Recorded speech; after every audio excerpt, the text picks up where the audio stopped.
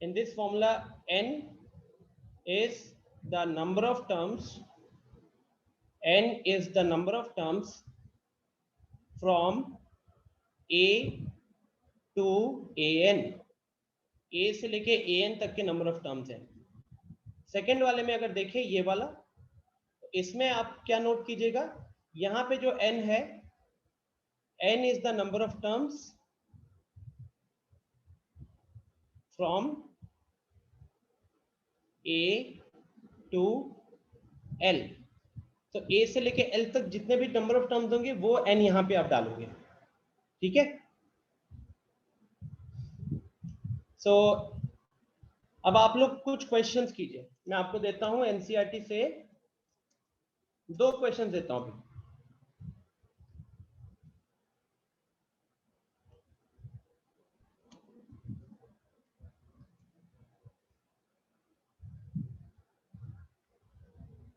चलिए.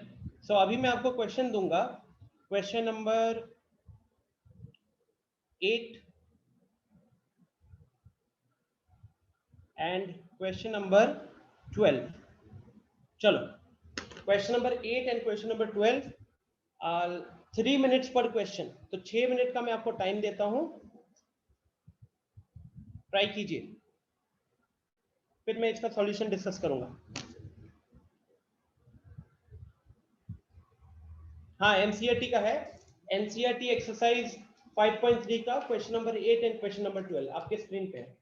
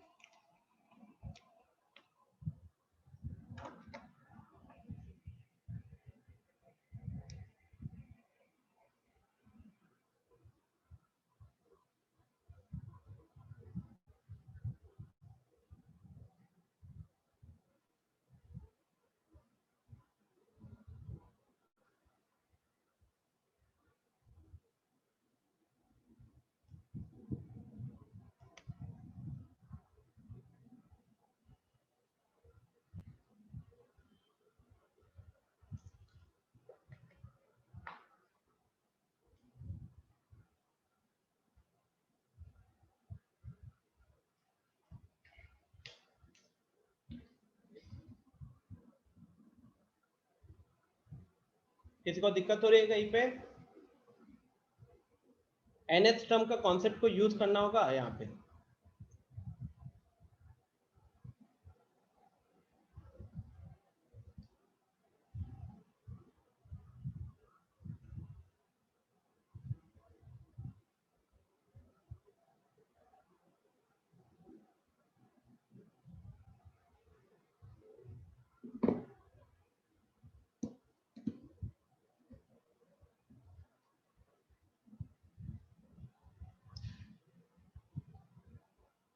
अंकित, अभी मैं हाँ ना नहीं बोलूंगा.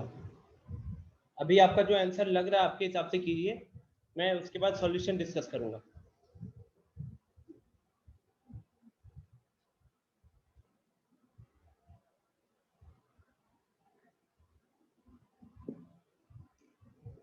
दो मिनट हो चुका है, 4 मिनट बचे हुए हैं.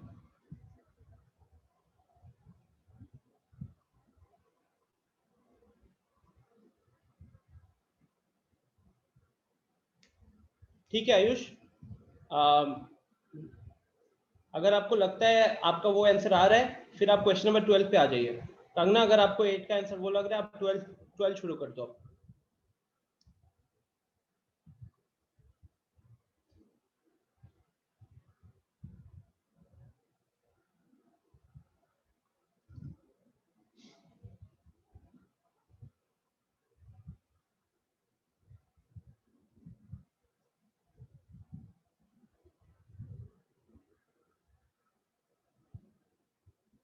कंगना, वैसे क्वेश्चन नंबर 8 का आंसर आप चेक कर लो, थोड़ी सी गलती दिख रही है.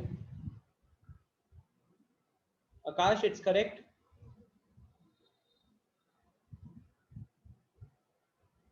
अंकित, इट्स करेक्ट.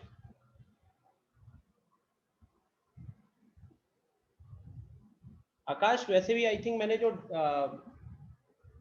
डेडलाइन दिया है ना वो आज का नहीं दिया हुआ है, मैंने 8 तारीख का दिया हुआ है, क्योंकि मुझे पता था परसों हमारी क्लास हुई, अभी इतने क्वेश्चन तो आप नहीं कर पाएंगे।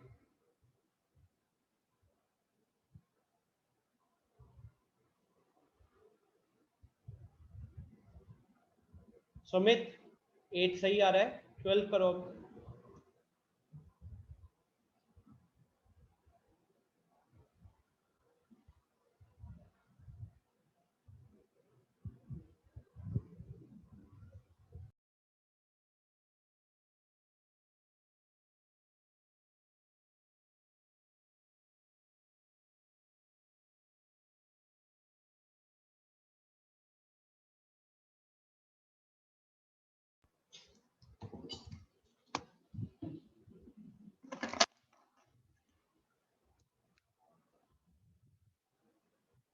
चलो तो मैं अब क्वेश्चन नंबर 8 जिन जिन से नहीं हुआ वो देखें। क्वेश्चन नंबर 8 कह रहा है find the sum of first 51 terms of an AP whose second term and third term are 14 and 18 respectively। तो सेकेंड टर्म का वैल्यू 14 है, थर्ड टर्म का वैल्यू 18 है, और पहले 51 टर्म्स का एडिशन आपसे पूछा हुआ है।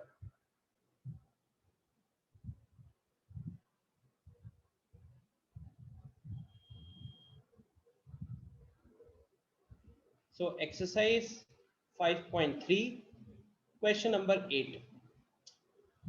देखिए स्टूडेंट्स, अब आपको यहाँ पे करना क्या होता है, क्वेश्चन नंबर 8 में हमें सेकेंड टर्म का वैल्यू 14 दिया हुआ है, सॉरी नॉट सेकेंड टर्म, हाँ सेकेंड टर्म का वैल्यू 14 था और थर्ड टर्म का वैल्यू 18 था। तो आई थिंक एक चीज तो आपको यहाँ से एक्सरसाइज 5.2 को अगर सही से किए हो तो आपको ये पता चल जाता है कि जब आपको क्वेश्चन में दो टर्म्स की वैल्यू दी हुई रहती है, दो अलग अलग टर्म्स की वैल्यू दी हुई रहती है, तो हम वहां पे क्या करते हैं, हम वहां पे एक टर्म्स दोनों से इक्वेशन लिखते हैं। तो यहाँ पे a2 का वैल्यू अगर 14 दिया हुआ है तो फर्स्ट इक्वेशन बन जाएगा a प्लस डी बराबर 14। सेकेंड इक्वेशन बन जाएगा a प्लस 2d बराबर 18। ठीक है, तो फर्स्ट इक्वेशन ऊपर, दूसरा इक्वेशन नीचे।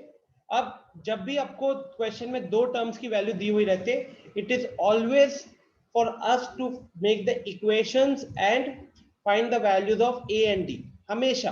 ठीक है, तो इसको आप इक्वेशन 1 मान लो, इसको इक्वेशन 2 मान लो, और अब अगर हम सीधा इक्वेशन 2 माइनस इक्वेशन 1 करेंगे तो क्योंकि हमारा a का कोफिशिएंट सेम है तो a हमारा कैंसिल हो गया, 2d माइनस डी हमारा d देगा, 18 माइनस 14 हो गया 4, तो d का वैल्यू 4 निकल कर आ गया। d का वैल्यू 4 आने के बाद a निकालना है। अब इसके लिए आप a की d को या तो इक्वेशन 1 में पुट कर सकते हो या इक्वेशन 2 में पुट कर सकते हो। तो मान लीजिए मैं इसको इक्वेशन 1 में पुट कर देता हूँ, तो a प्लस 4 बराबर 14 इंप्लाइज a बराबर 10, a बराबर 10 हो गया।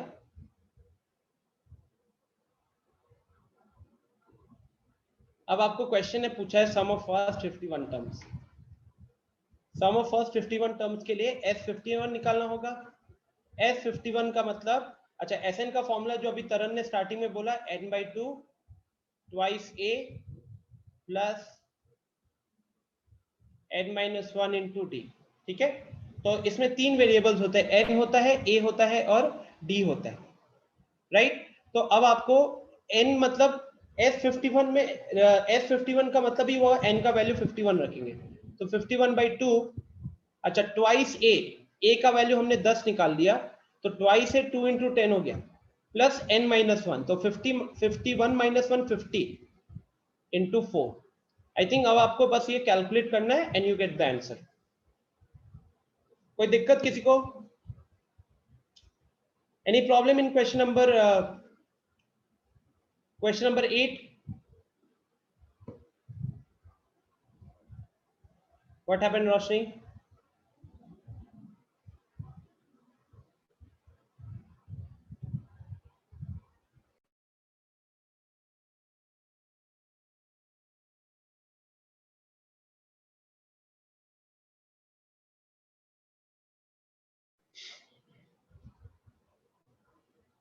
Okay, question number 8 done. Now let's move to question number 12.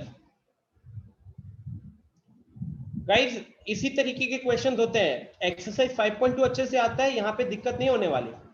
Find the sum of first 40 positive integers divisible by 6. याद कीजिएगा परसों वाली क्लास में हमने 5.2 में कुछ क्वेश्चंस किए थे जहां पे हम नंबर ऑफ टर्म्स की बात कर रहे थे. मुझे जो क्वेश्चन याद आ रहा है, find the number of 3 digit numbers which are divisible by 7 था ना वो क्वेश्चन. तो यहां पे भी जब आपसे पूछा जा रहा है कि पहले 40 पॉजिटिव इंटीजर्स का सम बताइए जो कि 6 से डिविजिबल होते हैं, तो कहीं ना कहीं उसके लिए मेरे को पहला टर्म पता होना चाहिए कि मेरा पहला पॉजिटिव इंटीजर कौन सा होगा जो 6 से डिवाइड होता है. और अगर मुझे आखिरी टर्म भी पता चल जाता है तो भी मेरा काम बन जाएगा. राइट. तो चलो मैं इस क्वेश्चन को दो तरीके से सॉल्व करता हूं.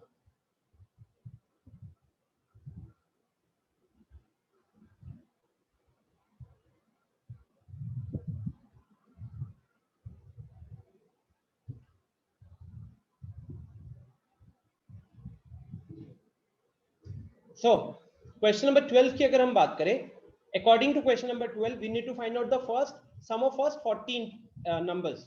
तो पॉजिटिव नंबर्स मतलब ग्रेटर देन 0 होना चाहिए और वो डिविजिबल बाय क्या दिया हुआ है, 6 दिया हुआ है. राइट.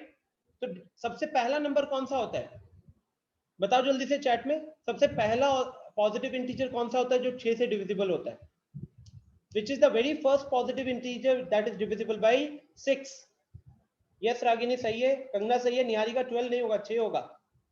6 1 6 होता है कि नहीं? पॉजिटिव नहीं होता है क्या 6? तो 6 से शुरुआत हुई है, फिर 12, उसके बाद 18, ये ऐसे चल रहा है. तो आई थिंक एक तो आपको आइडिया मिल गया कि this is an AP, this is an AP with first term 6 and common difference also 6. Right. तो अब सोचो गाइस, आपको ए पता चल गया, आपको डी पता चल गया और क्वेश्चन ने एन पहले ही बता दिया, पहले 40 नंबर्स का एडिशन. तो हमको यहाँ पे वैसे कौन सा फॉर्मूला लगा लेना चाहिए, n/2 ट्वाइस ए प्लस n - 1 इंटू टी. तो n की वैल्यू रख दिए 40/2, फिर आएगा ट्वाइस ए प्लस n - 1, तो 39 इंटू डी. राइट. तो 20/2 तो 20 हो गया आपका, और यहाँ पे 41 इंटू 6 मतलब 240 और 6 246. 246 इंटू 2 करोगे 492, 4920 अपना आंसर हो जाएगा. ठीक है. अच्छा, ये तरीका हमने लगाया क्योंकि हमको ए पता था, हमको डी पता था और हमको एन पता था. कुछ लोग यहाँ पे क्या करते हैं, सेकंड अप्रोच भी देख लेते हैं. कुछ लोग यहाँ पे हो सकता है पहले 40th टर्म निकालने पे लग जाए.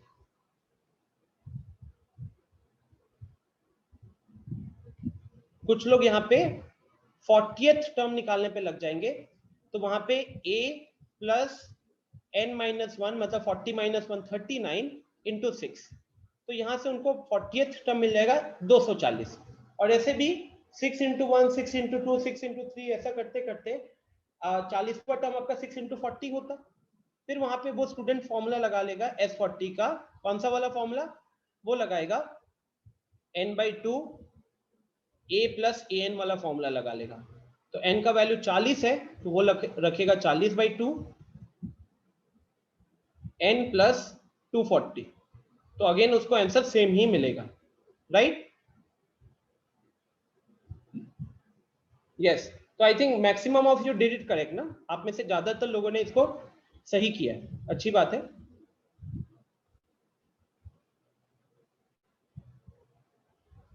अब थोड़ा सा कॉम्प्लिकेटेड क्वेश्चंस पे आते हैं. वैसे भी वो वाले तो आपके कहीं ना कहीं होमवर्क में थे. एक काम कीजिए, अब थोड़ा सा कोशिश कीजिए आप क्वेश्चन नंबर 16 को, क्वेश्चन नंबर 16 को कोशिश कीजिए.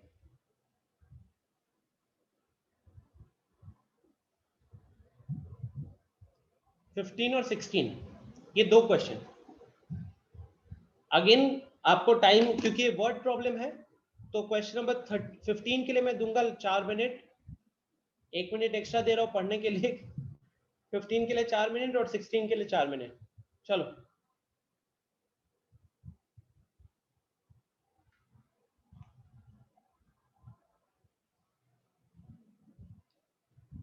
जो भी होता है कोई सॉल्यूशन नहीं देखेगा, पीछे से आंसर नहीं देखेगा, जितना होता है खुद से कीजिए, फिर मैं डिस्कस करूंगा।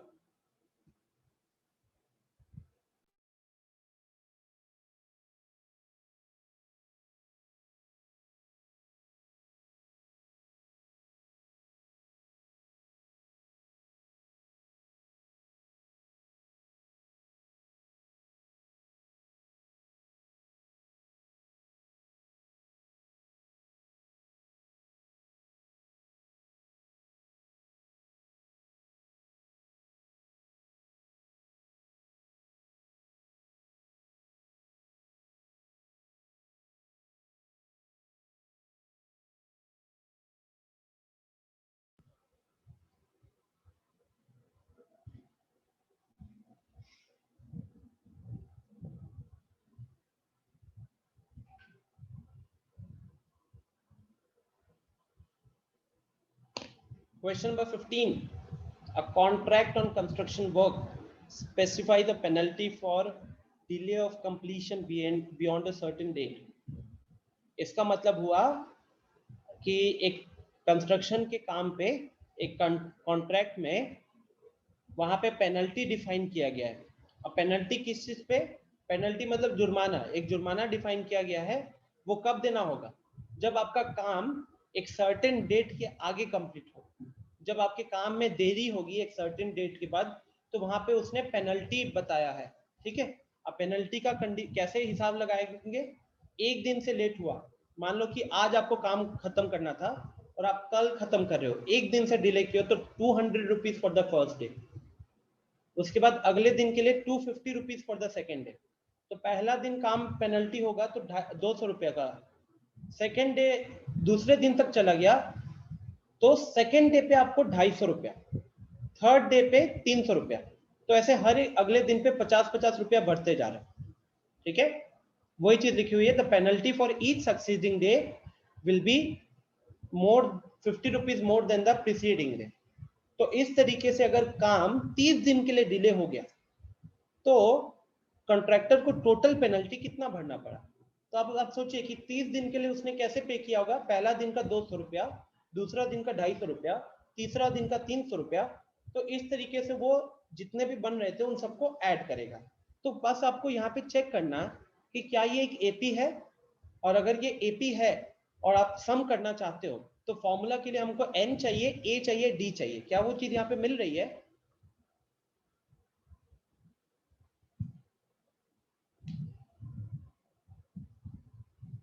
हाँ हाँ निहारिका, यहाँ पे आप एन की वैल्यू 30 लोगे क्योंकि 30 दिन दिया हुआ है ना।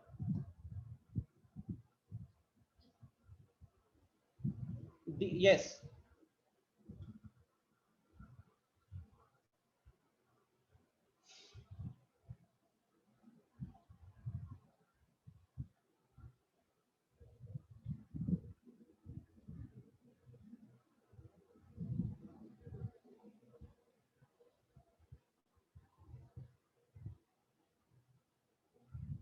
Good, people are getting the answer. Ankit का आंसर आया है, आकाश का आंसर आया है, कंगना का आंसर आया है, आयुष का आंसर आया है। अच्छी बात है। मैं क्वेश्चन नंबर 15 को फिलहाल सॉल्व करना अब शुरू भी कर देता हूँ धीरे धीरे, ताकि जिनसे नहीं बना वो यहाँ पे स्टार्टिंग थोड़ा देख सके।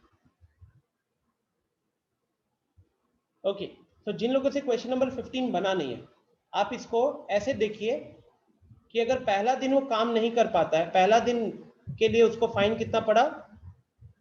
पहला दिन के लिए उसको फाइन पड़ा है 200 रुपए का, सिर्फ पहला दिन के लिए। हाँ, मैं इस आइडिया को क्लियर करना चाहूंगा। सेकेंड डे के लिए फाइन कितना पड़ेगा? सेकेंड डे के लिए फाइन पड़ेगा 250 रुपया। तो अगर उस इंसान का 2 दिन डिले हुआ, ये मत सोचना कि उस इंसान का अगर 2 दिन डिले हुआ तो उसको टोटल 250 रुपया देना है। पहला दिन का 200, दूसरे दिन का 250।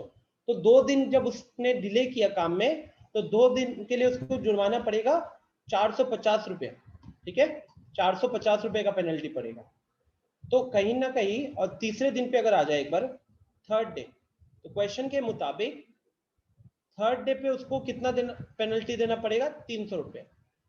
तो 3 दिन का टोटल कितना होगा इस हिसाब से? 3 दिन का टोटल हो जाएगा 200 प्लस 250 प्लस 300, 750 रुपए। ओके, तो आई थिंक सबको एक छोटी सी पैटर्न यहाँ पे ऑब्जर्व कर पा रहे कि ये एक एपी बनेगा। ये जो चीज बन रही है ये एक एपी बन रही है विथ पहला टर्म इसका 200, कॉमन डिफरेंस इसका 50, और क्वेश्चन के मुताबिक आपको क्या करना है, वो इस तरीके से जुर्माना देते जा रहा है और 30 दिन तक इस तरीके से जुर्माना देगा, तो टोटल जुर्माना उसको कितना पे करना पड़ेगा। तो कहीं ना कहीं आपको यहाँ पे S30 निकालना पड़ेगा। S30 का मतलब क्या हुआ, पहले 30 दिनों का उसका टोटल जुर्माना कितना हुआ, क्योंकि एक एपी में फॉलो कर रहा है इसलिए हम S30 लिख रहे हैं। ठीक है, बाकी फॉर्मूला के हिसाब से 30/2 ट्वाइस ए का वैल्यू है 200 प्लस n-1, n का वैल्यू क्योंकि 30 है तो 30 - 1 29 हो गया, इंटू 50। फिर आपको इस चीज को कैलकुलेट करना है। आर वी क्लियर है? अगम्या एक बार म्यूट कीजिएगा।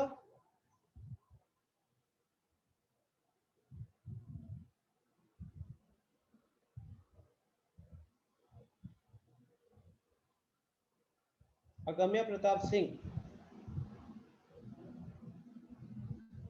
अनम्यूट नहीं हो रहा है।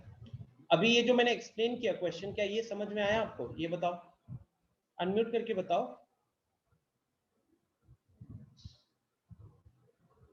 अच्छा, अनम्यूट का ऑप्शन बंद है ना? अभी ऑप्शन दिया है, ऑन करो। हाँ हाँ, पेन वेन चला रहे हो कि नहीं चला रहे हो ये बताओ। यस सर, चला है। कैमरा ऑन करके दिखाना अभी। इंस्टेंटली कैमरा ऑन होना चाहिए।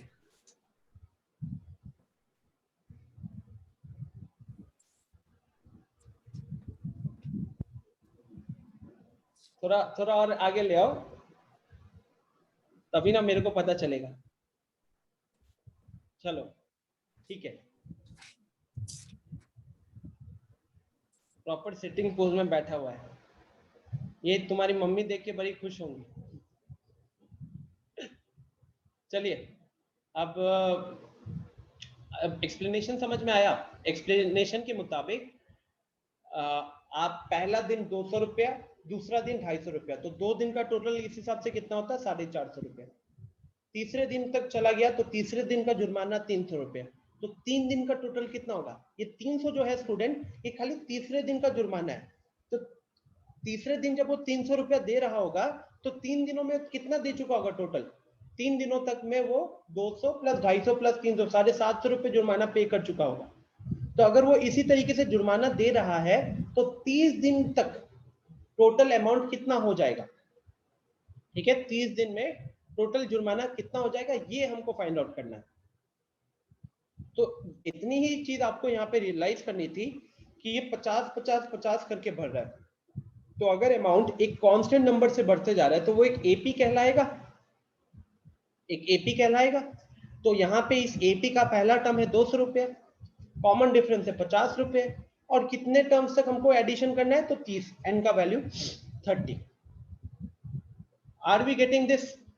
16 पे आ ही रहा हूं अंकित। मीनवाइल किसी को प्रॉब्लम यहाँ पे? पीयूष आया समझ में आपको ये क्वेश्चन?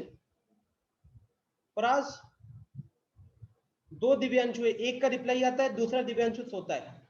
आई थिंक तुम डी किशोर हो ना, दिव्यांशु के सिंह जो लिखे हो। दिव्यांशु के सिंह, डी के सिंह, बताना एक बार।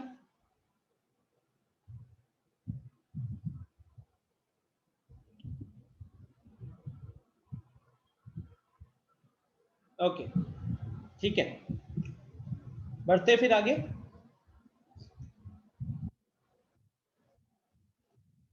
नेक्स्ट 15 के बाद मैंने आपको अगला क्वेश्चन दिया है 16 कह रहा है a sum of 700 rupees is used to give 7 cash prizes to students of a school for their overall academic performance। इस लाइन का मतलब हुआ कि 700 रुपए में से 7 कैश प्राइजेस दिए जाएंगे स्टूडेंट्स को पूरे साल में उनके एकेडमिक परफॉर्मेंस को लेकर। तो इसका ये मतलब नहीं लिखा कहीं पे भी सबसे पहले कि 700 डिवाइडेड बाई 7 करके हर बच्चे को 100 रुपए का प्राइस दिया जाएगा। ये दिमाग में मत लाइएगा। स्कूल ने बजट डिसाइड किया है कि टोटल 700 रुपए खर्च करेंगे 7 स्टूडेंट्स के कैश प्राइस के ऊपर। अब यहाँ पे कंडीशन क्या दिया हुआ है, if each price is 20 rupees less than it's preceding price, तो कोई भी प्राइस जो है वो उसके पहले वाले प्राइस से 20 रुपए कम का है। तो इसको सॉल्व करने के लिए हम क्या करेंगे, आपका यहाँ पे अगर मैं प्रोसेस का बात करूं तो मान लीजिए कि let the first price be of rupees x. जो पहला प्राइस है मान लेते हैं कि वो एक्स रुपीज का है, तो जो अगला प्राइस होगा क्वेश्चन के मुताबिक वो 20 रुपए कम का होगा। तो जो सेकंड प्राइस होने वाला है वो सेकंड प्राइस होगा x माइनस 20। पहला वाला अगर 150 रुपए का था तो अभी वाला 150 माइनस 20 130 का होगा। तीसरा वाला क्या होने वाला है, थर्ड प्राइस के लिए क्या कंडीशन दिया क्वेश्चन ने, तो थर्ड प्राइस जो होगा वो सेकंड प्राइस से 20 रुपए कम होगा। तो सेकंड प्राइस को हमने x माइनस 20 माना है, उससे 20 रुपए कम, तो ये x माइनस 40 हुआ। इसी तरीके से दिव्यांशु पूछ रहा है कि sir can we write first price as p। Yes Divyanshu, आप फर्स्ट प्राइस को p लिख सकते हो, तो सेकंड प्राइस p माइनस 20 हो जाएगा, थर्ड प्राइस p माइनस 40 हो जाएगा, राइट। तो एक छोटा सा ऑब्जर्वेशन, पहला टर्म x, अगला टर्म x माइनस 20, उसका अगला टर्म x माइनस 40, उसका अगला टर्म x माइनस 60, फिर x माइनस 80, कितने हो गए, 5 टर्म्स हो गए, फिर x माइनस 100 और उसके बाद x माइनस 120। तो आपने क्या किया, क्योंकि नंबर ऑफ टर्म्स बहुत छोटे थे तो हो सकता है कि आप वहां तक चले गए, x माइनस 120 तक चले गए। अब इसमें अगर हम इसका क्वेश्चन के मुताबिक पहले जो फर्स्ट आया है उसको हम x रुपीज का प्राइस दे रहे हैं, जो सेकंड आया है उसको हम x माइनस 20 का प्राइस दे रहे हैं, जो थर्ड आया है उसको x माइनस 40 दे रहे हैं। तो इस तरीके से इसका टोटल कितना होना चाहिए, क्वेश्चन के मुताबिक इसका टोटल होना चाहिए 700 रुपए, right. Are you getting the idea, tell me. जिन जिन को क्वेश्चन नहीं समझ में आ रहा था, क्या अभी क्वेश्चन समझ में आया है, उसके आगे हम सॉल्व करेंगे फिर, ठीक है। सो अब सोचिए कि हम इसमें एपी कैसे लगाएं। एपी का क्वेश्चन है तो यहाँ पे एपी कैसे लगाएंगे। निहारिका पूछे सर ये एक एपी होगा, बिल्कुल एपी होगा, बिकॉज आपको अगला टर्म कैसे मिल रहा है, आपको अगला टर्म मिल रहा है जब आप पिछले टर्म से 20 माइनस कर रहे हो। देखिए, तो कहने के लिए यहाँ कॉमन डिफरेंस नेगेटिव है, बस यहाँ पे 20 माइनस किया x माइनस 40, 20 माइनस किया x माइनस 60, 20 माइनस किया x माइनस 80। तो जैसे जैसे हम 20 को माइनस कर रहे हैं, नहीं यहाँ पे D20 नहीं लिखोगे आप लोग, यहाँ पे D लिखोगे minus 20। Important guys, D positive कब होता है, जब आप धीरे धीरे आगे बढ़ते हो तो आपका सीक्वेंस जो है वो बढ़ते जाता है। जब आपके नंबर्स इंक्रीज करते हैं तब आप D पॉजिटिव रखते हो। अच्छा, D निकालोगे कैसे, मान लो कि किसी को D निकालने में दिक्कत हो रही है, तो आप एटलीस्ट ये चीज करो, हमेशा D निकालना है तो second term minus first term करना, second term minus first term करना। सेकेंड टर्म की वैल्यू कितनी है, it is x minus 20, first term कितना है, इट इज x। अब आप खुद सोचिए कि अगर आप ब्रैकेट ओपन करते हो तो वो x माइनस 20 माइनस एक्स बनेगा, जिसमें से x x कैंसिल हो जाएगा दोनों जगह से, तो बचा क्या, माइनस 20 बचा ना लास्ट में, ठीक है। तो इस तरीके से d की वैल्यू आई माइनस 20 है। आ रही है बात समझ में आप सबको। तो अकॉर्डिंग टू क्वेश्चन क्या मैं ये कह सकता हूं कि मेरा S7, अगर मैं बताना, अंकित बताना, क्या मैं ये कह सकता हूं कि मेरा S7 का वैल्यू 700 होगा। क्वेश्चन के मुताबिक पहले 7 प्राइजेस का टोटल कितना होना चाहिए, 700 रुपए होना चाहिए। तो अगर हम उसे एपी से रिलेट करें तो मैं ये कह सकता हूं कि मेरे जो 60 टर्म्स है उन 60 टर्म्स का सम कितना होना चाहिए, 700 रुपए का होना चाहिए, ठीक है। तो अब हम यहाँ पे फॉर्मूला लगा सकते हैं। फॉर्मूला क्या लगाओगे, n by 2 तो 7 by 2 ट्वाइस a मतलब पहला टर्म, और यहाँ पे हमने पहला प्राइस को माना है x, तो यहाँ ट्वाइस x लिखेंगे, प्लस n माइनस 1 तो 7 माइनस 1 हो गया 6, और d आपका यहाँ पे है -20। तो इन वैल्यूज को S7 की जगह रख हम, और इज इक्वल टू 700। अब आप आई थिंक इस इक्वेशन को सॉल्व कर सकते हो।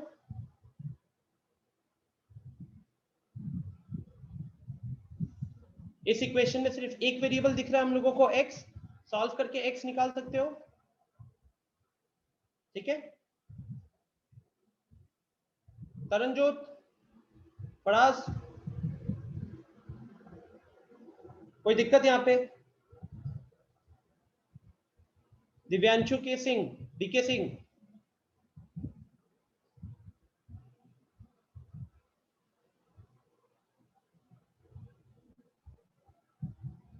ठीक है,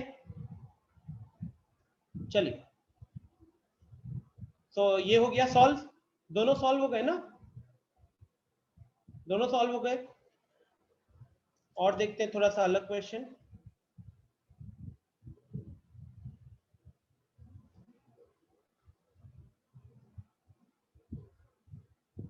चलिए, क्वेश्चन नंबर 19, थोड़ा सा मुश्किल क्वेश्चन दिख रहा होगा, बट सीबीएसई में आया हुआ क्वेश्चन है।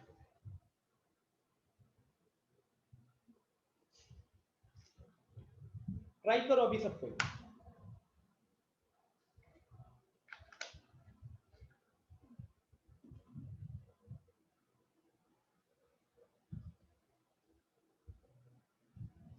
दिव्यांशु करेंगे, कहूत करेंगे, थोड़े क्वेश्चंस कर लो।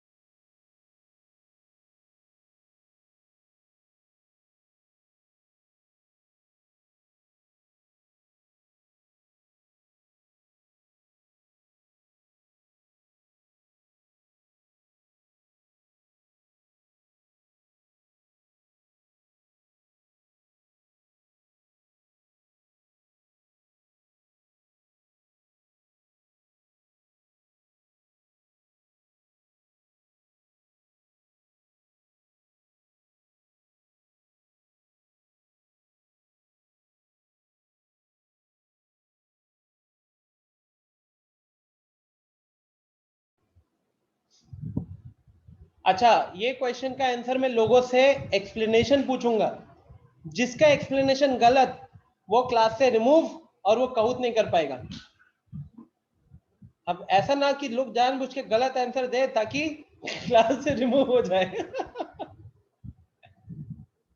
ये देखो अंकित शुरू हो गया, कह रहा सर नहीं बन रहा, घर पे फोन करके बनवाऊंगा मैं।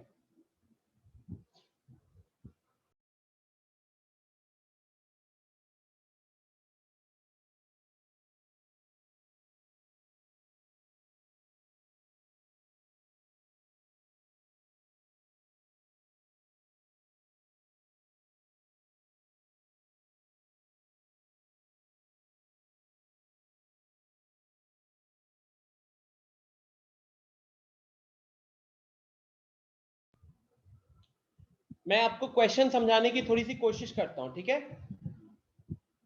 क्वेश्चन के मुताबिक 200 लॉग्स, लॉग्स क्या होता है, तो लकड़ी के टुकड़े जो होते हैं, ठीक है, उनको लॉग्स बोलते हैं। घर पे जिसकी मदद से आपको आपकी कुटाई होती है वो उसको मतलब लॉग का छोटा वर्जन कह सकते हो, ठीक है। So 200 logs are stacked in the following manner. 200 pieces लकड़ियों के उनको स्टैक किया गया। स्टैक का मतलब देखो डायग्राम में दिख ही रहा है, अरेंज किया गया है। किस तरीके से अरेंज किया गया है, तो सबसे नीचे वाला जो रो है, बॉटम वाला रो, उसमें 20 लकड़ी लगे हुए हैं। उसके जस्ट ऊपर 19 है, उसके जस्ट ऊपर 18 है, तो एकदम नीचे वाले रो पे 20 उससे जस्ट ऊपर वाले रो पे 19, उससे जस्ट ऊपर वाले रो पे 18, जैसे आपको डायग्राम दिख रहा है, उसके ऊपर 17, उसके ऊपर 16, इस तरीके से चलेगा। ठीक है, क्वेश्चन पूछ रहा है कि अगर आप इस तरीके से रोज बनाते चलोगे तो 200 लॉग्स, 200 लकड़ी के टुकड़े को लगाने में आपके टोटल कितने रोज यूज हो जाएंगे, है ना।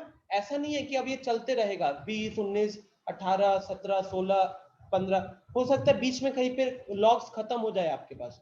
तो वो क्वेश्चन यही पूछ रहा है कि कितने रोज तक ये चलेगा। तो थोड़ा सा सोचिए, ठीक है। I give you 2-3 minutes. Niharika पूछ रही है सर n 200 लेंगे। निहारिका आप बताओ, यहाँ पे n का मतलब होता है नंबर ऑफ टर्म्स। क्या हमारे नंबर ऑफ टर्म्स 200 है? नहीं। अगर आप एक रो में जितने लकड़ी के टुकड़े हैं अगर आप उसको टर्म मानते हो तो हमारा एकदम बॉटम रो पे पहला टर्म का वैल्यू कितना 20 हो जाएगा।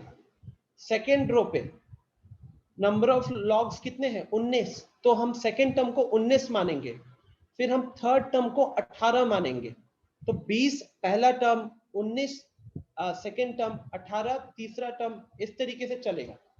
तो सोचिएगा इस 2-3 मिनट का time, 2 minute, I think 2 minute should be more than enough. It's all about thinking the logic.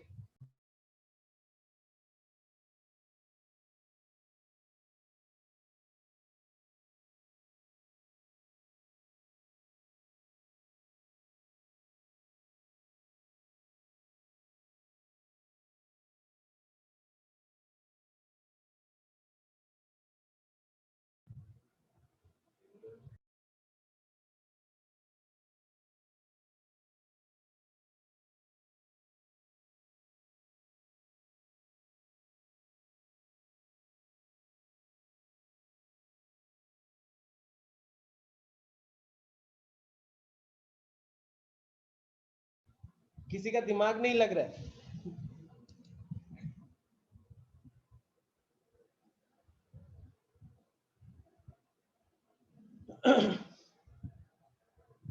चलिए, नो प्रॉब्लम। बाउंसर,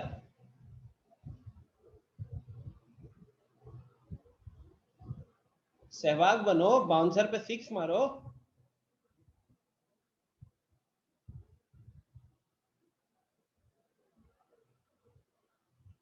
आयुष कह रहा है सर हाफ बन गया फिर नहीं बन रहा है। फिर ये कैसे पता कि हाफ बन गया? वैसा थोड़ी केस होता है। चलिए, देखो, ट्राई टू थिंक, हाँ ट्राई टू थिंक।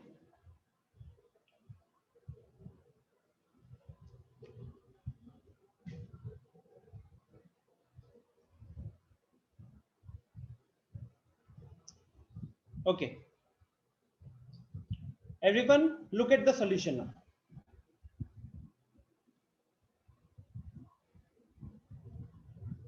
सब कोई ध्यान से सुनिएगा। अब डायग्राम बस मैं आपको एक्सप्लेन करने के लिए बता रहा हूँ, ऐसा नहीं कि हम लोग को वहां पे डायग्राम बनाना पड़ेगा। और जो डायग्राम आपके बुक में दिख रहा है वो मैं नहीं बना रहा। इमेजिन कीजिए कि ये लाइन जो है ये आपके फर्स्ट रो, मतलब एकदम बॉटम में जो जमीन पे जो आपने सबसे पहले लकड़ियों को रखा है वो इससे रिप्रेजेंट हो रहा है। ठीक है, वो इससे रिप्रेजेंट हो रहा है। हाँ रागिनी, उससे सॉल्व कीजिए, उसे सॉल्व कीजिए। दिव्यांशु सिंह ने लिखा है कि sir there are 16 rows and in one row there is 5 love in first row. 5 love. ये पता है क्या हुआ दिव्यांशु? वो जो क्या कहते हैं, जब आप बहुत कुछ टाइप करते हो ना, तो टाइप करने के टाइम पे कभी कभार LO टाइप की हो तो लॉग की जगह लव आ गया, बहुत ज्यादा टाइप होता होगा वो, होता है ये क्वेश्चन में तो लॉग लिखा हुआ था 3 लेटर का था, आपने 4 लेटर का वर्ड लिखा है। सो जो हमारा पहला लाइन है, पहला लाइन मान लीजिए कि एकदम बॉटम रो है। ओके, ये बॉटम रो है, तो इसमें हमारे पास कितने कितने लॉग्स हैं? वी हैव 20 लॉग्स है। Okay, we have 20 logs here. उसके बाद क्या हो रहा है, उसके बाद इससे जस्ट ऊपर वाला,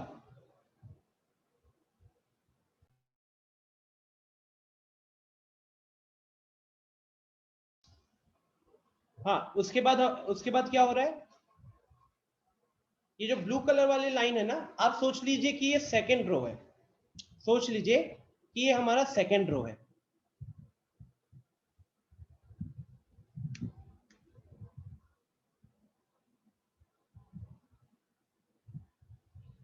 तो ये मेरा फर्स्ट रो था, जिसको मैं A1 नाम दे देता हूं अभी, A1, इसमें 20 लॉग्स थे।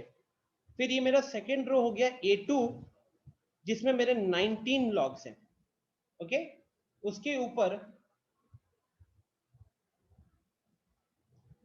ये जो रेड कलर वाली लाइन दिख रही है, सोच लीजिए कि ये जो लाइन है इसमें मेरे 18 लॉग्स हैं।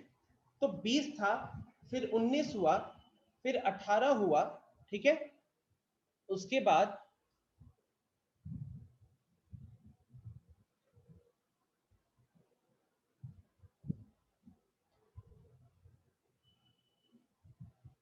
बाद सोचिए कि ये मेरा चौथा रो हो गया, इसमें मेरे पे कितने होंगे, 17 हो गए। तो एक छोटा सा ऑब्जर्वेशन ये कर सकते हैं क्या, 20, 19, 18, 17, इसी तरीके से ये घटते रहेगा, इसी तरीके से ये घटते रहेगा। 20, 19, 18, 17, dot dot dot dot dot, ये चल रहा है, ठीक है।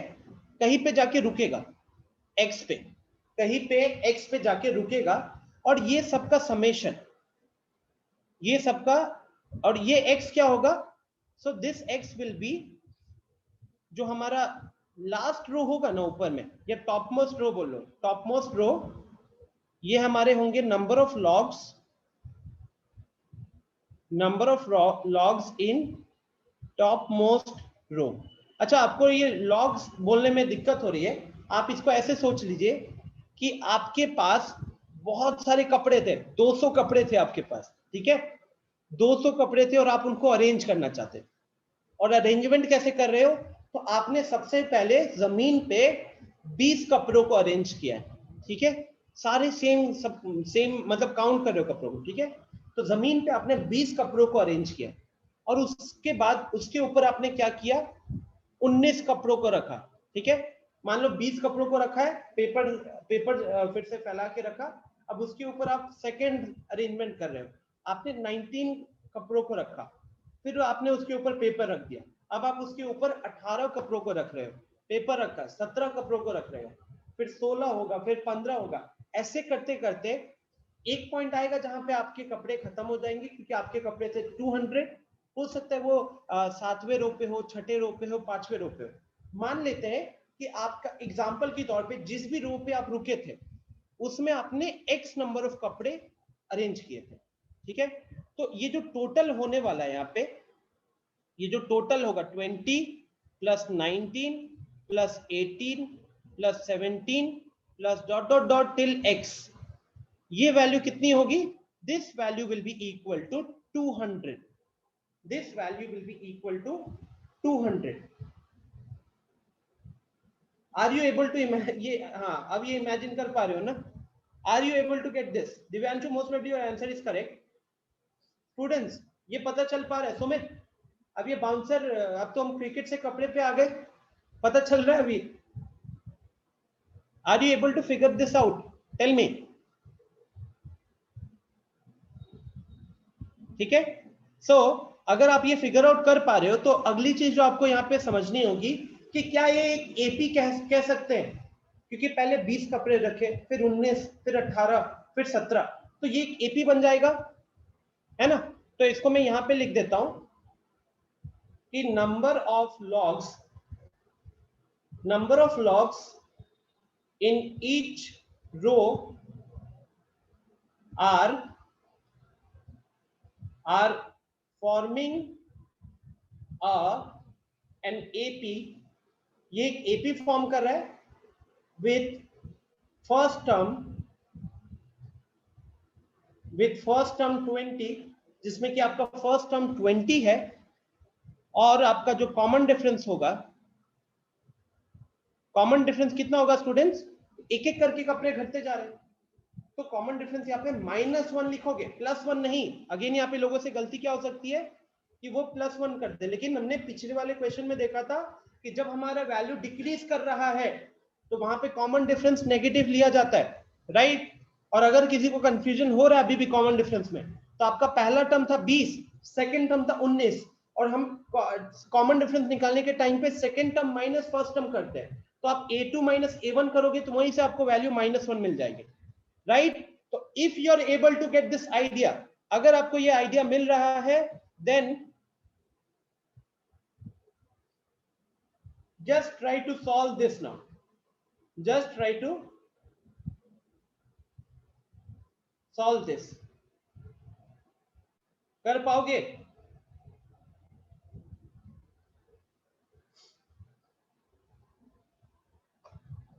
बोलिए। इट्स 5:30।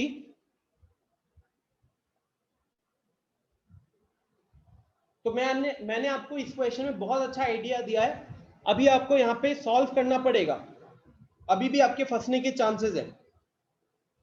तो मैं चाहूंगा कि आप लोग इसको घर पे अब इसको कंप्लीट करें, इसको यहीं पे रखता हूं, घर पे कंप्लीट करें। अगर आप फंसते हो then we will continue it in the next class, okay. दिमाग में आ रहा है ना एन क्या लेंगे? अल्टीमेटली मैं क्यों यहाँ पे रुकना चाहता हूँ, क्योंकि अब आपको सोचना है कि आप यहाँ पे एन को कैसे डील करोगे, आप यहाँ एन को कैसे डील करोगे।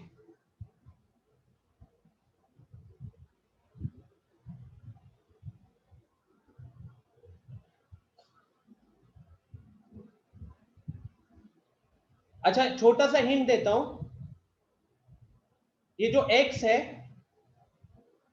ये जो x है ये आपका an होगा ना, x आपका an होगा, तो x की वैल्यू को आप क्या बोलोगे? a plus n minus 1 into d. शायद यहीं से आपका काम हो जाए, क्या पता। यहां से जो n निकलेगा उस n को यहां पुट करना पड़ सकता है, देख लीजिएगा।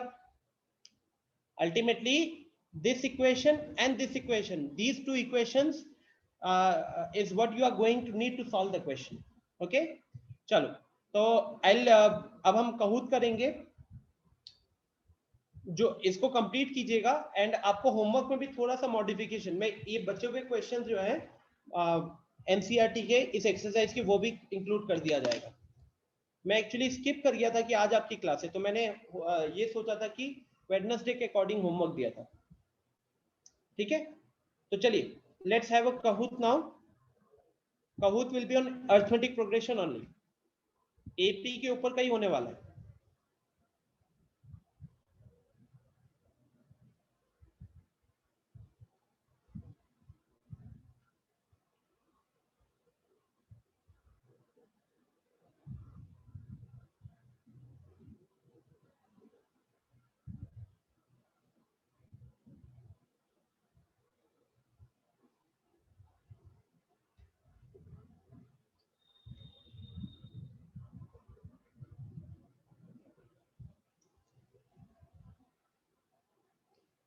Taran, we will discuss all the doubts in the next class, ठीक है। We will discuss all the doubts in the next class. uh,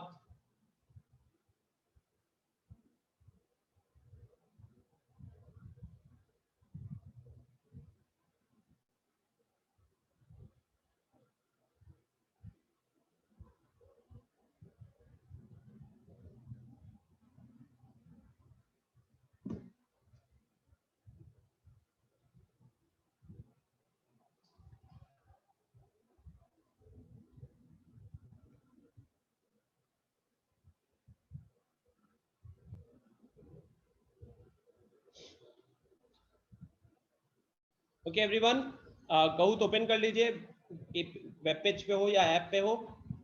game pin अभी आने वाला है।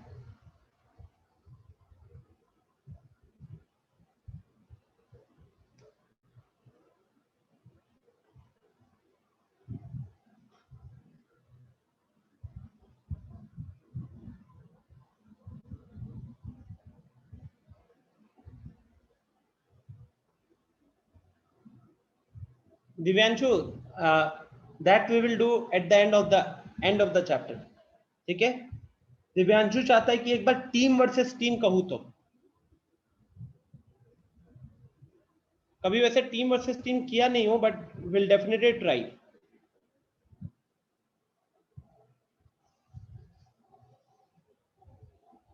गेम पिन लोड हो रहा है यार।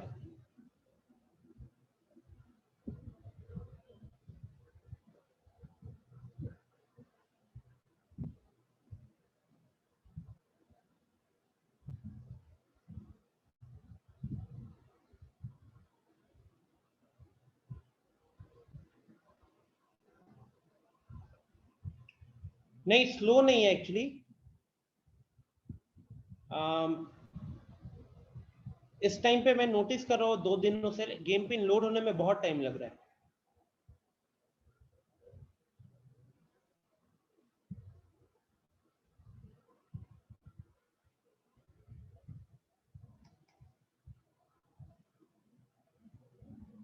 लास्ट ईयर अवंती में हुआ था 1 वर्सेस 1। ठीक है, चलो गेम पिन आ गया स्क्रीन पे। Join everyone quickly.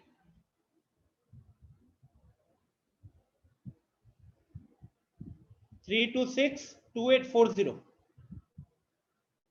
3262840।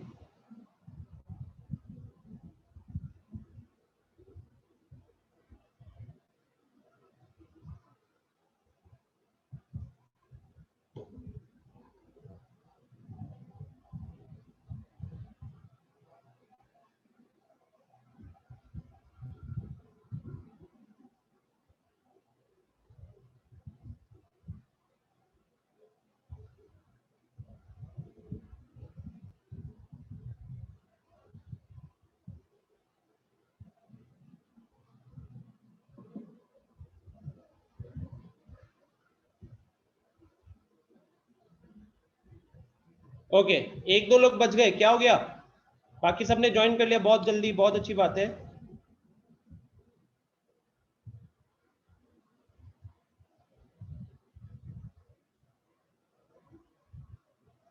अगम्या ने कर लिया, आकाश ने कर लिया, अंकित ने कर लिया, 3 हो गए। एक दिव्यांशु निकल गया, वो डी किशोर निकल गया, पकड़ाएगा वो। फराज ने कर लिया, दिव्यांशु ने कर लिया, कंगना ने कर लिया, निहारिका ने कर लिया, पीयूष खाली नाम ही स्टाइल में लिखना जानते हो, होमवर्क टाइम पे सबमिट करना नहीं जानते हो, हैं?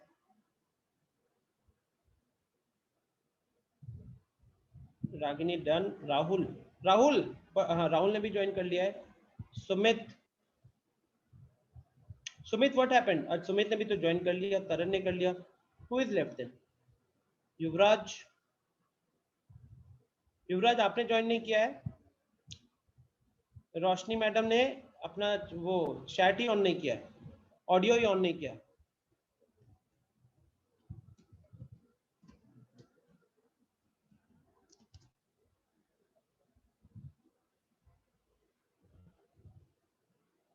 सो I am going to start then. Start पे क्लिक कर रहा हूं।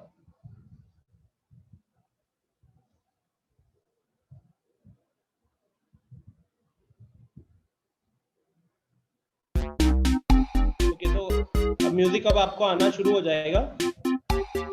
चलिए,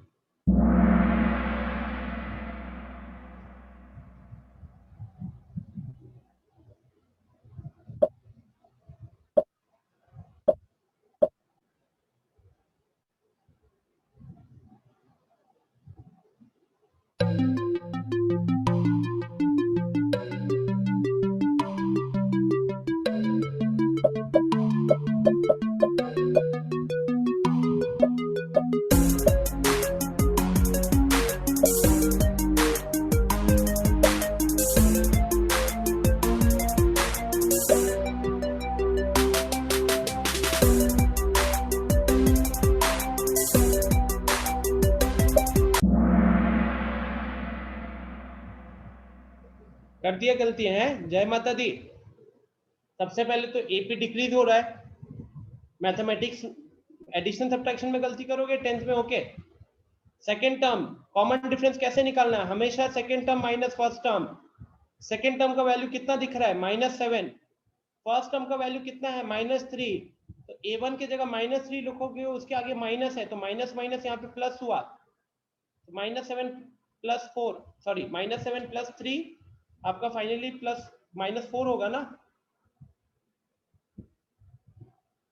नेक्स्ट, तो जिन 4 लोगों ने सही किया था वो है Faraz, Rahul, Ragini and Taran. Next,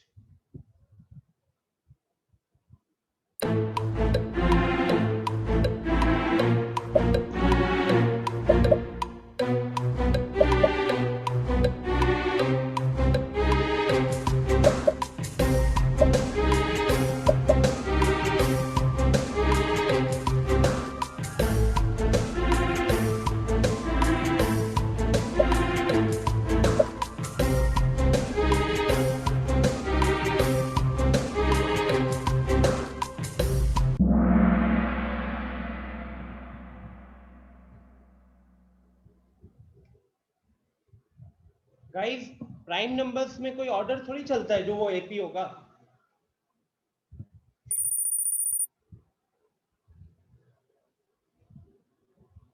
next, common difference, फिर से कॉमन डिफरेंस निकालना है, इस बार गलती नहीं होनी चाहिए।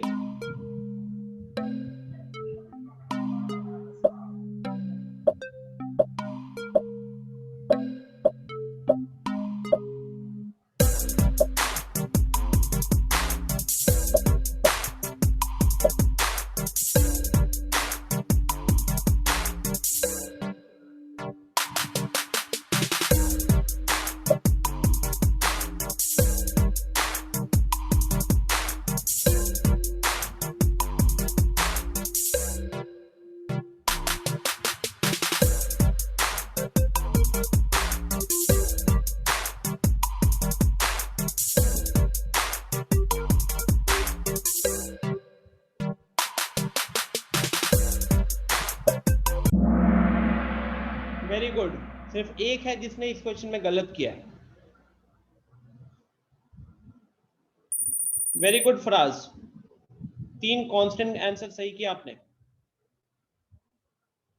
नेक्स्ट, 7th टर्म, इस एपी का 7वां टर्म क्या होगा? आई थिंक सबको पता है कौन सा फॉर्मूला लगाना है आपको।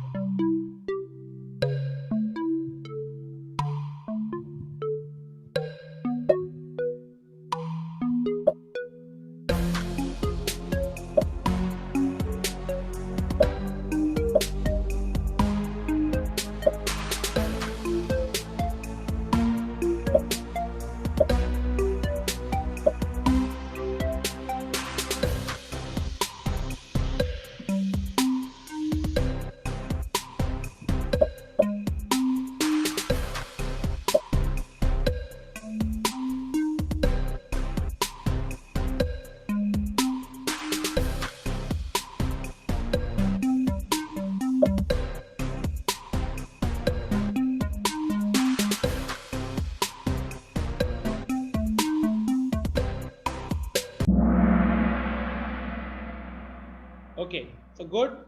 अब यहाँ पे छोटी सी गलती क्या हो गई स्टूडेंट्स, जिन्होंने भी गलती की है, let me discuss. 7th term निकालना था, तो A7 निकालना था हमें। A7 क्या होता, A + 6D होता, ठीक है। A का वैल्यू है 12, D का वैल्यू है 3। देखो कॉमन डिफरेंस 3 का है, तो 6 × 3 है ना। 6 × 3 यहाँ पे कितना हो गया, 18, और यहाँ पे 12 है, तो 12 + 18 कितना बन गया, 30 बन गया। इसीलिए इस क्वेश्चन का आंसर 30 दिया गया है। ओके, ऐसी गलतियां ना करें अगले बार में।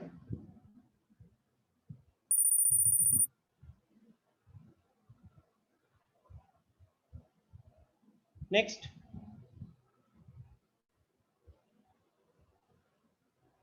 लास्ट क्वेश्चन है।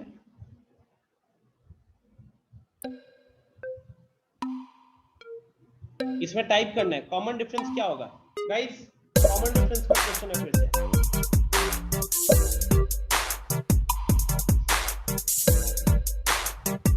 I don't think Divyanshu that happens.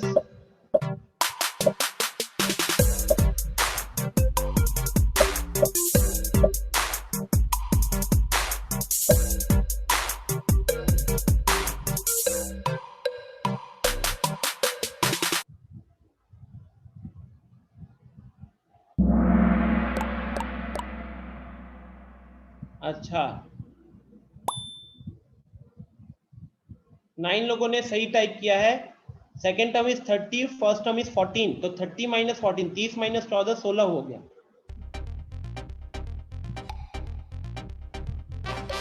तो थर्ड पोजीशन में 3 सही किया है आयुष ने, सेकेंड पोजीशन पे रागिनी ने 4 सही किया है, फर्स्ट पोजीशन पे फराज ने 5 में से 5 सही किया है, फोर्थ पोजीशन पे निहारिका है, फिफ्थ पोजीशन पे रागिनी। चलिए, तो ये तो हो गया सिर्फ एक्सरसाइज फर्स्ट। अब अपन आते हैं अगले कहूत पे जल्दी से। ये आपका general form of an AP पे होगा, ये अपना general form of an AP पे होगा।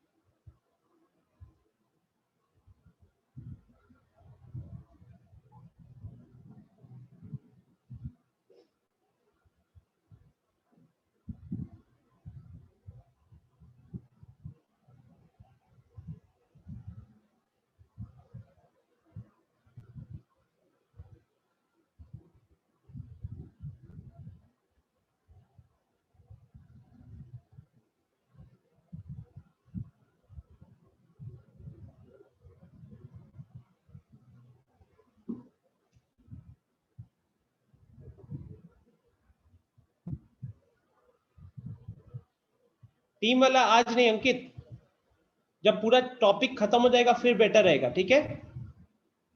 पूरा टॉपिक और टीम मैं ही डिसाइड करूंगा।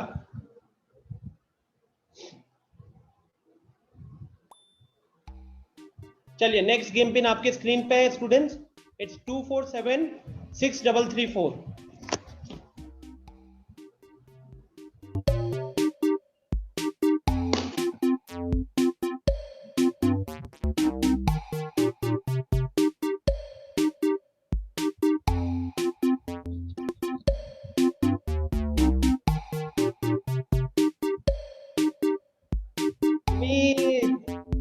टीका है लिखो,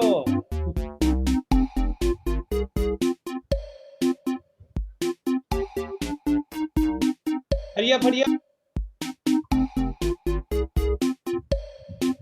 इसके सारे क्वेश्चन गाइस nth टर्म और कॉमन डिफरेंस के ऊपर होंगे।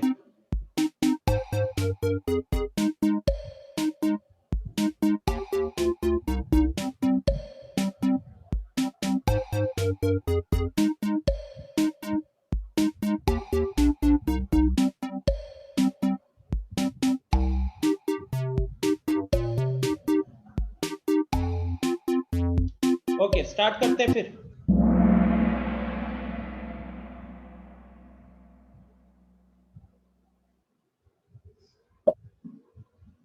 ये आज का आखिरी कहूत होगा student, so give your best.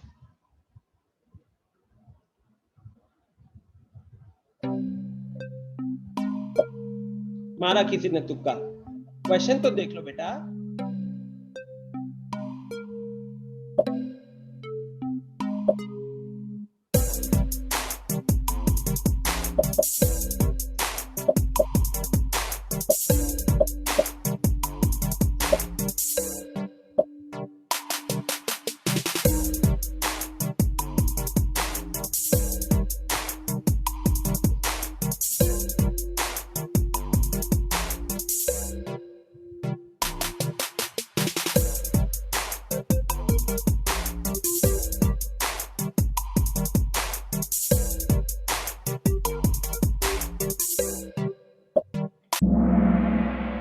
कर दिए हैं? सबसे पहले स्टूडेंट्स यहाँ पे डी देखो, टर्म्स इंक्रीज कर रहा है, -10 के बाद -6, -6 के बाद -2, फिर +2, तो नंबर धीरे धीरे इंक्रीज कर रहा है। तो अगर नंबर इंक्रीज कर रहा है तो जिन जिन लोगों ने रेड कलर और ये येलो कलर पे मार्क किया है वहां तो D- नेगेटिव दिया हुआ है। नेगेटिव D कब होता है? जब आपका सीक्वेंस डिक्रीज कर रहा है, यहाँ पे इंक्रीज कर रहा था, ठीक है? कौन है वो 5 लोग? वो पांचों यहाँ पे दिखेंगे। तो 5 लोग है, युवराज, रोशनी, निहारिका, कंगना एंड रागिनी। तो बॉयज में से बस एक युवराज ने नाक बचाया हुआ है और बहुत अच्छे से 985 इसने तुक्का लगाया था, ये मैं श्योर हूँ युवराज, इतनी जल्दी जो तुमने मार्क किया था। सेकंड क्वेश्चन, nth टर्म दिया हुआ है, कॉमन डिफरेंस निकालना है गाइस। पहला टर्म देख लो क्या है, दूसरा टर्म देख लो क्या है, फिर कॉमन डिफरेंस निकाल लो।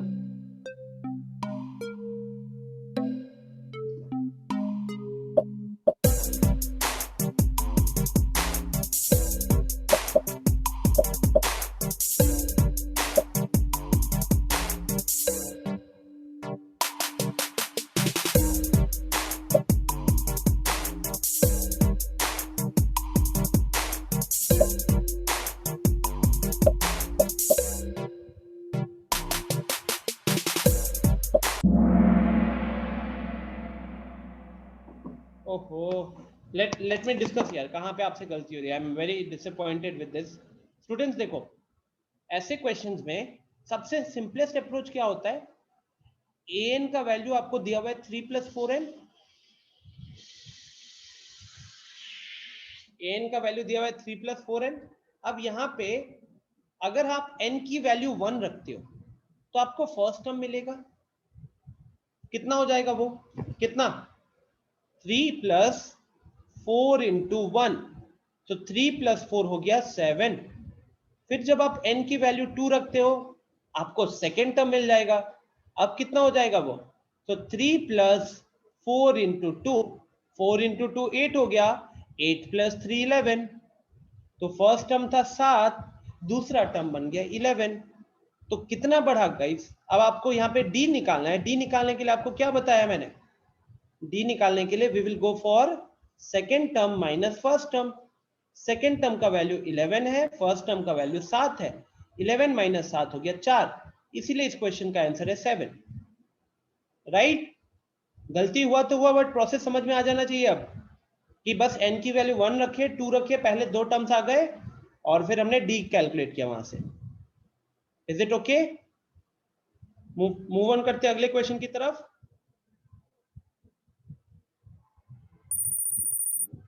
अब यहाँ पे युवराज ने गलती कर दिया, तुक्का तो फिर से लगाया था क्योंकि किसी ने 2 सेकंड में आंसर मार्क किया। अच्छा, इनफैक्ट सिर्फ अगम्या ने सही किया इस क्वेश्चन का answer. Good Agamya. Next question students, ये लो एनसीईआरटी का क्वेश्चन आ गया,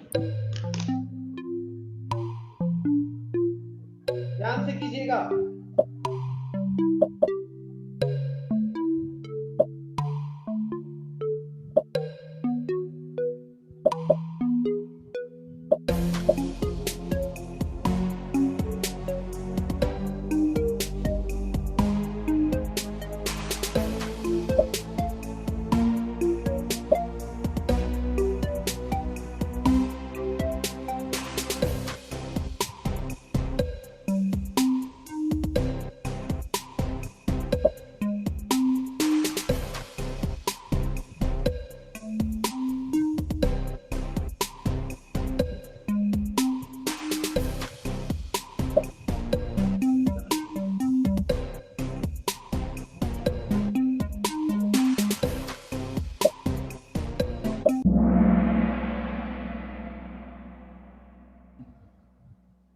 चलो, बहुत अच्छी बात है कि 10 लोगों ने सही किया है और सिर्फ 5 लोगों ने गलत किया, ये बोलना पड़ रहा है मेरे को।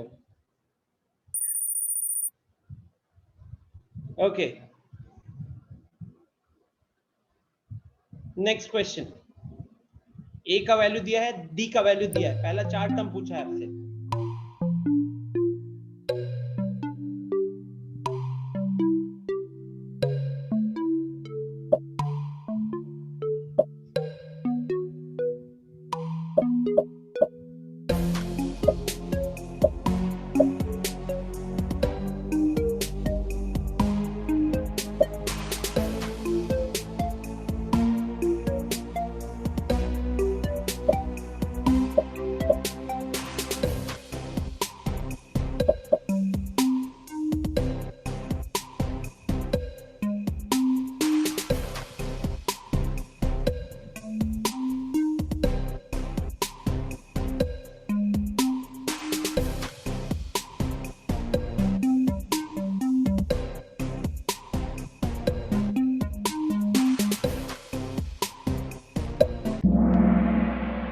दिए हो?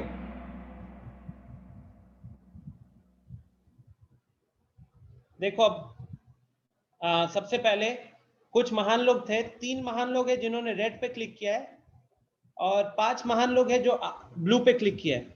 आप लोगों को मेरा प्रणाम, क्योंकि एपी में जब बता दिया है कि फर्स्ट टर्म आपका -5 होगा, तो जितनों ने ये मार्क किया है इसमें पहला टर्म 7 दिख रहा है और इसमें पहला टर्म -7 दिख रहा है। तो अगर किसी ने ये मार्क किया है तो उसने किया जय माता दी। ओके, अब आते हैं सेकेंड पार्ट पे।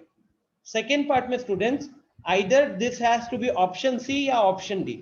क्योंकि हमारा डी नेगेटिव था तो हमारा सीक्वेंस डिक्रीज करते जाएगा। तो देखिए येलो वाले में -5 के बाद -7 डिक्रीज किया, -7 से -9 डिक्रीज किया, ये डिक्रीज होते जाता है। जबकि अगर आप इधर देखोगे तो -5 के बाद आया -3, ये इंक्रीज कर गया। लेकिन इंक्रीज कब करता है? जब आपका डी पॉजिटिव होता है। ठीक है, तो 4 लोगों ने इस क्वेश्चन का आंसर सही किया है। तरनजोत ने 4 प्लेसेस क्लाइम किए इस क्वेश्चन का सही आंसर देके। वेरी गुड तरन।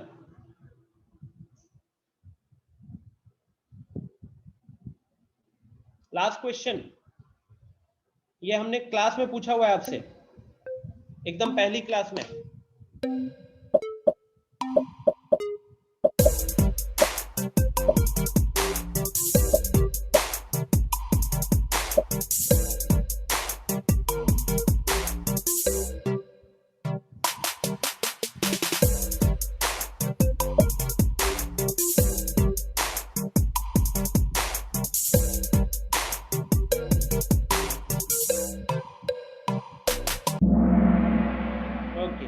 सो बहुत अच्छी बात है, जिन लोगों ने क्लास में ध्यान दिया उन्होंने सही मार्क किया है। तो फाइनली थर्ड पोजीशन पे 3 सही किया है कंगना ने, गुड। युवराज ने भी 3 सही किए हैं, बहुत क्लोज। फर्स्ट पोजीशन पे गुड, वेरी गुड। फोर्थ पे आकाश, फिफ्थ पे रागिनी।